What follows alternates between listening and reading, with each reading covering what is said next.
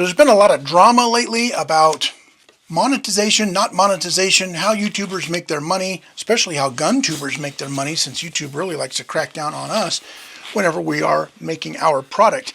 So I thought I'd bring you today a very quick little walkthrough of what it takes to get a video uploaded to YouTube and what it takes to get it through the YouTube algorithm and the sensors and get it out there for you with some of those little 5-second skippable ads that help us, the YouTube creators. So welcome back to episode 7. Let's get into it. So when we make a video, I make videos on Final Cut Pro. It's just an editing software. It takes all of the raw footage that I film out there in the field, and there is a lot of raw footage.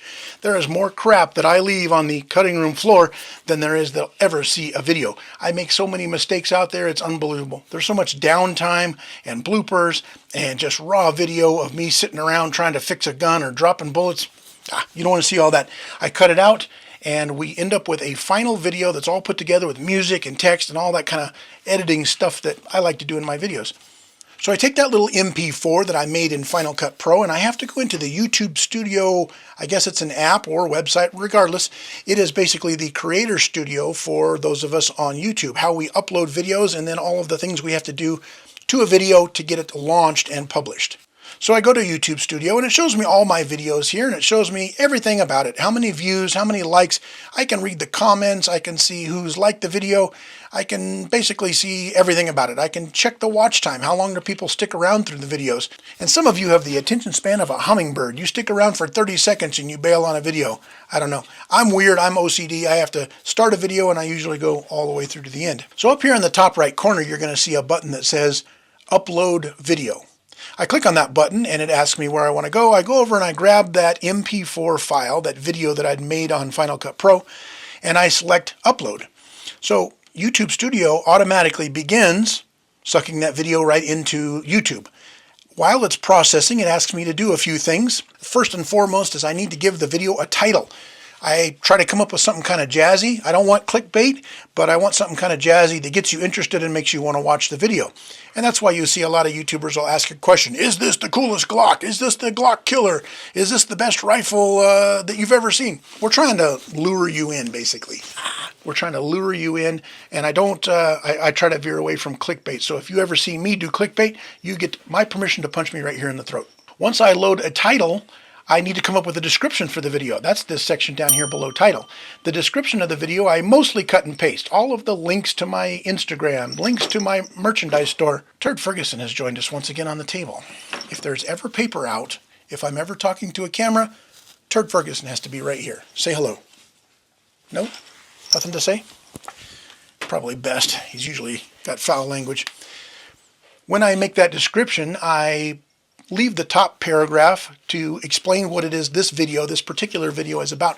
The rest of it's all exactly the same, so I just cut and paste it from other videos. It's got my email address down at the bottom of every single video. It's got links to Instagram and my merchandise store and other crap like that. It basically has a little disclaimer down there too that says that I've made this video in a safe manner and that I'm not selling any firearms or not doing anything stupid. That's sometimes questionable. So underneath the description section is your opportunity to put in a thumbnail. And a thumbnail it can be just a little screen grab out of the video. And a lot of guys will just go scroll through their video and they'll find one section where they're holding a rifle and they'll just use that. I like to build thumbnails on Photoshop. I use Photoshop. I take photos for my thumbnails, most of them, and I take photos of the firearm. For instance, this Stree Bug that I just happen to have laying here on the desk. I'll set this on some rocks or set it out in a sexy environment and do some Sports Illustrated swimsuit photos of the rifle, of the firearm, that make it look all nice and sexy. I take those photos, I take the best one and I put it into Photoshop. You have to bump up the color and the saturation and the vibrance of the photos because YouTube sucks about 30% of the color out of that photo. So I like to jazz it up a little more. It's kind of garish and a little bit clowny when I see it. I add some type over it and put in some shadowing and some kind of cool stuff. This is another opportunity where I, the YouTube video maker, I hate the word content creator, I get to make a little piece of art for that thumbnail that tries to grab your attention again. And again, I don't want to be clickbaity, but I want to put something in that thumbnail that tries to grab your attention. Something like, band-proof rifle in all 48 states or something like that that just makes your eye go there. You can imagine if you're scrolling through your feed of all of your favorite subscribed videos, a lot of them are just boring pictures of a guy sitting down at a table. And all of a sudden you'll come across some nice bright ones like these that kind of are designed to grab your eye. So I don't like clickbait, but I will try and grab your eyes.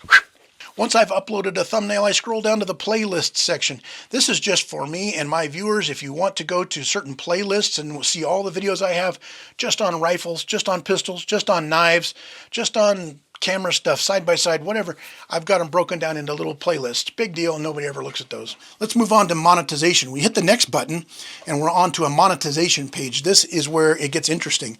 I have the choice whether to monetize or not monetize a video. I can produce a video that has no ads in there. I don't get anything for it. You guys get a video that you don't have to skip through ads. Hoorah, everybody wins except the guy who made the video. I don't get a couple of pennies. I like to click on, yes, monetize this video. Well, when you do that, you are opening Pandora's box. So now that I've asked to be monetized, YouTube wants to know that my video is actually suitable for all of their advertisers. That is the terminology they use. So after I hit the monetization button, I hit this next button and I'm now over into a section where they ask for things like inappropriate content and foul language and sexual content. They ask you if your video includes any of this stuff. Well, of course, I have to scroll all the way down here to firearms related content. And firearms related content is where they get you. There are a few categories here that you're going to see where firearms related content is acceptable if you are showing this top category here, where firearms are being used in a safe environment. You can disassemble and reassemble real guns as well as airsoft guns for educational purposes to show how to clean or assemble a gun. That's what YouTube says, but I have found that if I show how to take apart a firearm on screen, on camera, and put it back together without modifying anything, YouTube will almost always demonetize my videos. So I personally stay away from disassembling a firearm on camera. You will see me make a video where the gun is all of a sudden just disassembled and the parts are laying on my table. That's good to go. But I'm not going to put those parts back together on camera because YouTube likes to say, bing, you violated our policy, even though we clearly didn't. YouTube has a policy where you cannot modify firearms. Now that policy, I think, YouTube originally implemented to keep people from showing how to make something like this Screebog fully automatic, how to put in a sear or something like that and make this thing ultra dangerous. But here's the rub. That policy basically now with their algorithm and even their manual reviewers means that if I was to show you the installation of this Magpul backup sight, if I did it on camera, put it on there and tighten it down with a screwdriver, that would be modifying a firearm. Boom, video demonetized. They will allow the video to play. The video will still make a couple little cents, and I mean a couple of cents because of YouTube subscribers. The video will play, but I don't think it gets pushed around as much on YouTube. It won't get shown to you and forced into your feed. They just throw it out there because remember, YouTube's not making any money off of it now, and neither is the guy who made the video. That's why we like to stick with monetization. We want it to be monetized because the guy who made the video spent hours out at the range, spent even more hours over here at the editing studio, cutting and putting all that together with some music to make this jazzy video. So we like to get a little something back for it. We can't just do it for free or else it would be kind of thankless. So if I show you any of this stuff being added to this gun, instantly demonetized. So I click on the firearms related content, safe for all ads, and then I hit submit rating. Once I submit my rating, their algorithm, their computer system, starts scanning through my video, including the description section and the title, to make sure that I have nothing in there. I have, in the past, put the word badassery in my title. The FN 510 video at one time said 10mm badassery or something like that. Instantly demonetized. But when I changed the title of that video to, I don't even remember what it says, when I changed the title of that video, monetized. Now here's the funny thing about YouTube and what is aggravating for those of us who make videos. YouTube left my FN 510 video up, monetized with ads for about a year. I think it's been up for a little over a year, running just fine. Several months ago, I'm scanning through my videos and I noticed there's a yellow $sign next to it instead of a green $sign. That means that it is no longer monetized. YouTube decided that that video was okay to go, and remember, it was manually reviewed when I first put it out. I take extra special care. not to modify or do anything to a firearm that would violate their little delicate little policy. That video sat out there monetized for a year, at least a year. And then all of a sudden, out of the blue, somehow it was scanned or flagged or something and demonetized. Now, there are certain videos that I won't even try monetization. Why even try when you know they're going to violate their advertisers' rules? I recently put up a video of Amy the Rifle Whisperer from X2 Dev Group in Boise, Idaho, building a rifle. Oh my God. She's actually building a rifle on camera the entire time. A big violation of YouTube's advertising policies. You can't show how to modify or construct a rifle right there on camera. So I didn't even bother hitting the monetization button because they're not going to allow that video to show ads. So why?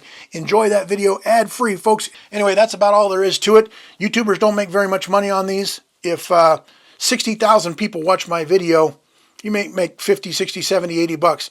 So the more videos that we have that are demonetized, it just makes it's frustrating because we put a ton of work into this stuff and YouTube is doing everything they can to demonetize our video. They're actually working to give channels strikes. That's going on crazy right now. But because of those demonetized videos, I very much appreciate my Patreon supporters. Anytime, and I've had a lot of demonetized videos recently, but anytime a video is demonetized, I can rest easy knowing that I have a huge family of Patreon supporters and that every month they're donating to help me get things like SD cards, batteries, camera equipment, more ammunition that I can go out and shoot. Tomorrow I've got to go out and film a video on this little Bodyguard, Smith & Wesson Bodyguard 380. Well, I don't own 380 ammo. I barely have any 380 pistols on the wall back there. So Patreon money allowed me to go get some 380 ammo to run this video. So having Patreon supporters is very important in times like this when all of our videos are demonetized or it's very rare to get one monetized.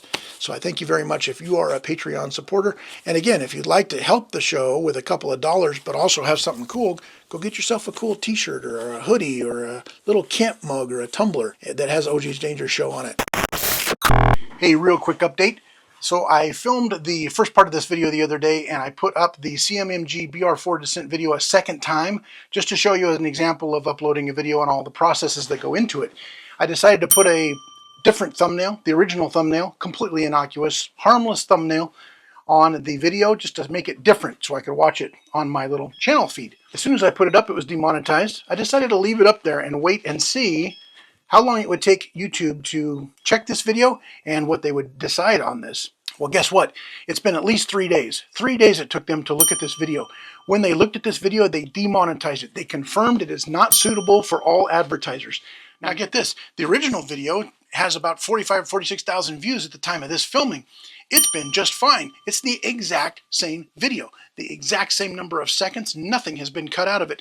It has a different title, a little bit different title, and it has a different thumbnail.